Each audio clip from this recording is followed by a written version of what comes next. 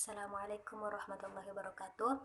Perkenalkan, nama saya Hasnita, program studi ilmu Al-Quran dan Tafsir, Fakultas Ushuluddin Adab dan Dakwah. Kali ini saya membuat video untuk memenuhi tugas kuliah tafsir tematis, yaitu ulangan tengah semester, dengan dosen pengampu Muhammad Zulkarnain MA Hum.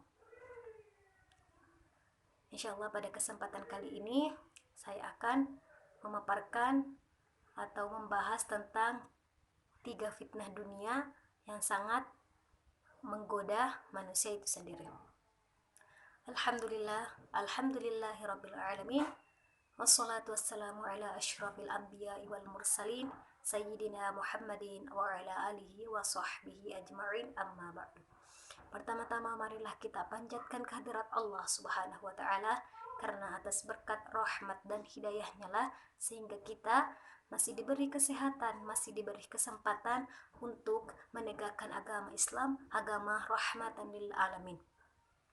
Dan tak lupa pula kita kirimkan sholawat beserta salam kepada junjungan Nabiullah Muhammad sallallahu alaihi wasallam, Nabi yang telah membawa kita dari alam kegelapan menuju alam yang terang benderang, dan Nabi pula lah yang telah membawa kita dari zaman yang jahiliyah menuju ke zaman yang dirahmati oleh Allah Subhanahu wa taala. Nah, kali ini mungkin tadi sudah saya katakan bahwa saya akan mengangkat suatu judul yang yaitu 3 fitnah dunia yang bisa menggoda manusia. Apa sajakah itu? Yang pertama, fitnah harta.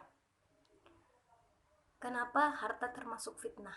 Karena kebanyakan orang dilabui oleh harta tersebut, dibabi buta oleh harta tersebut. Mereka melakukan cara apapun untuk mengejar harta tersebut. Nah, harta ini adalah salah satu fitnah yang sangat dahsyat. Bahkan dengan harta ini bisa persaudaraan kita bisa terputus, pertengkaran bisa terjadi, pertumpahan darah bisa terjadi, serta hubungan tetangga serta kerabat kita terputus. Dan bahkan sekarang manusia banyak yang silau tentang harta ini, karena mereka selalu mengejar harta tersebut dengan segala cara mereka, bahkan mereka bisa mengorbankan agama mereka sendiri. Rasulullah SAW bersabda, "Inna likulli ummatin fitnah, wa inna fitnata ummatil mal." Artinya, setiap umat memiliki fitnah, dan fitnah umatku adalah harta. Hadis riwayat Tirmizi, Ahmad, dan Ibnu Hibban. Nah, dari sabda Rasulullah SAW ini sudah jelas bahwa sebenarnya manusia itu memang memiliki fitnah masing-masing. Akan tetapi fitnah umat Rasulullah SAW adalah suatu harta, karena mereka selalu mengejar harta tersebut dengan cara apapun yang mereka bisa. Manusia memang makhluk yang paling mulia di sisi Allah Subhanahu wa taala. Akan tetapi manusia jugalah makhluk yang paling serakah, karena mereka hanya mengejar kenikmatan dunia. Ada yang mengejar kenikmatan dunia dengan harta tersebut, bahkan mereka lupa terhadap akhirat. Nah, ini yang tidak boleh di dalam agama, karena ini akan merusak pola pikir seseorang, pola pikir manusia itu sendiri. Bahkan dengan mereka mengejar harta tersebut, mengejar dunia tersebut dengan harta ini, tubuh mereka cepat menua, rambut mereka cepat berubah, serta akal mereka itu cepat pikun. Kenapa? Karena mereka hanya menginginkan harta dan harta saja. Rasulullah SAW bersabda, ada 2 perkara yang membuat anak Adam cepat pikun dan cepat tua. Apakah itu? Yaitu rakus terhadap umur dan rakus terhadap harta. Hadis riwayat Muslim. Nah, kita sudah tahu bahwa dua perkara itu adalah perkara yang sangat dibenci oleh Allah Subhanahu wa taala dan Rasulullah SAW. Karena kenapa? Karena mereka hanya mengejar harta mereka dan menghabiskan harta mereka dengan hal-hal yang kurang bermanfaat bagi mereka sendiri. Mereka kurang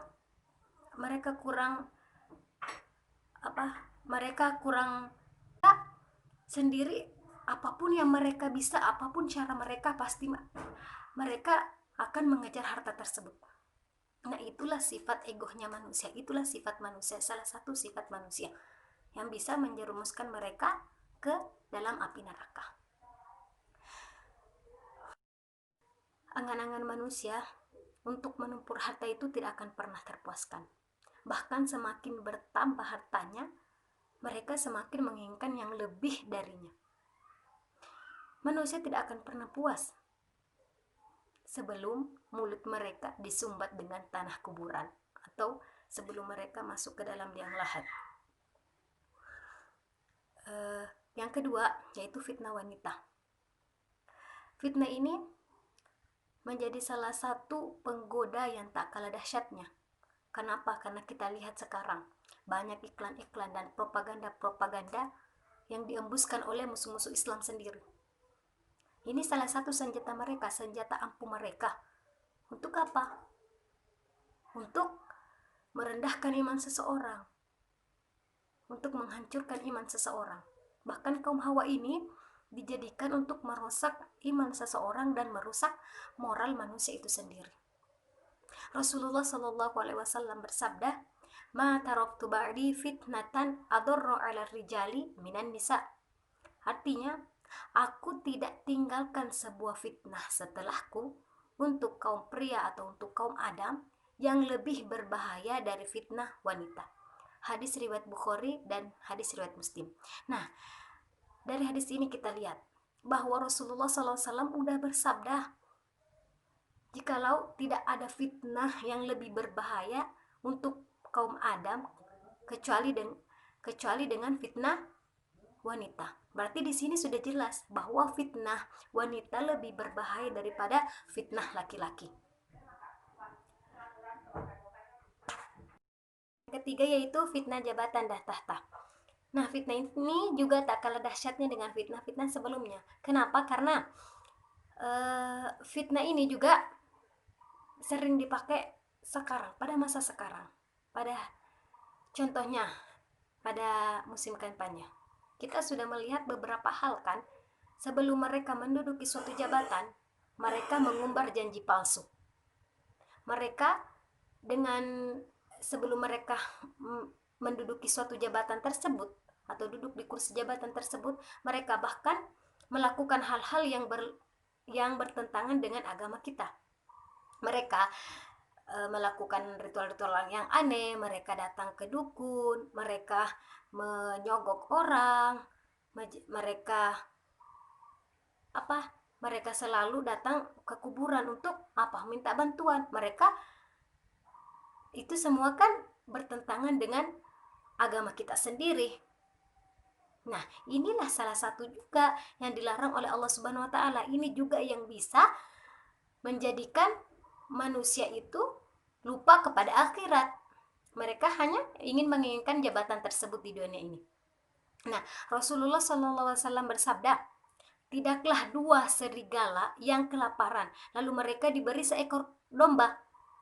Nah, yang lebih merusak adalah orang yang rakus terhadap harta tersebut, harta dan tahta tersebut. Hadis riwayat Tirmizi. Nah, di sini sudah jelas. Bayangkan ada dua serigala. Serigala itu udah jelas kan, mereka ganas, mereka rakus. Nah, pada saat itu dia diberikan satu ekor domba.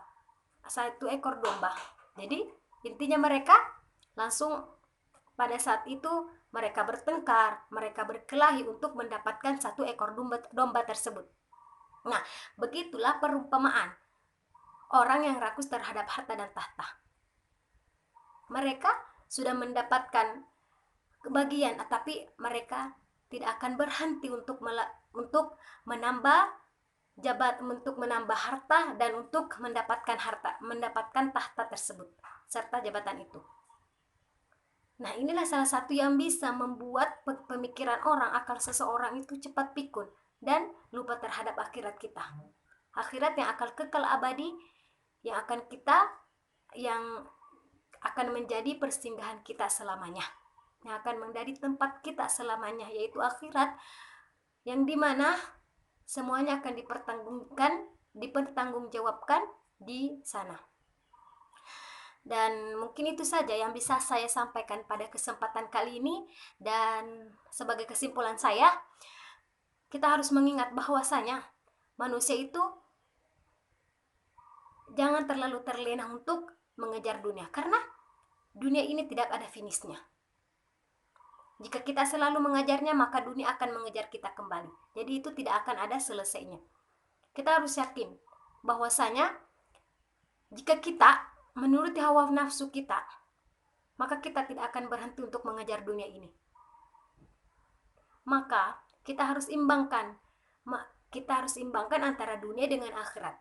Iya, kita memang harus mengerti dunia juga. Kita harus mencari nafkah di dunia ini, akan tetapi jangan terlalu berlebihan, karena jika kita berlebihan maka kita akan lupa terhadap akhirat yang akan kita singgah di sana, yang akan kekal abadi. Kita akan berada di sana selamanya.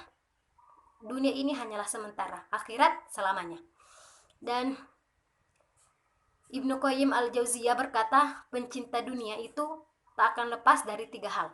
Yang pertama, kegundahan yang terus berlanjut, dan yang kedua, keletihan yang terus menerus, dan yang ketiga, penyesalan yang tak akan pernah berhenti. Mungkin sekian yang bisa saya sampaikan. Mohon maaf atas segala kekurangan. Jika ada yang lebihnya atau kebenarannya itu datangnya dari Allah Subhanahu wa taala, dan jika ada kekurangan atau kesalahan itu datangnya dari saya pribadi.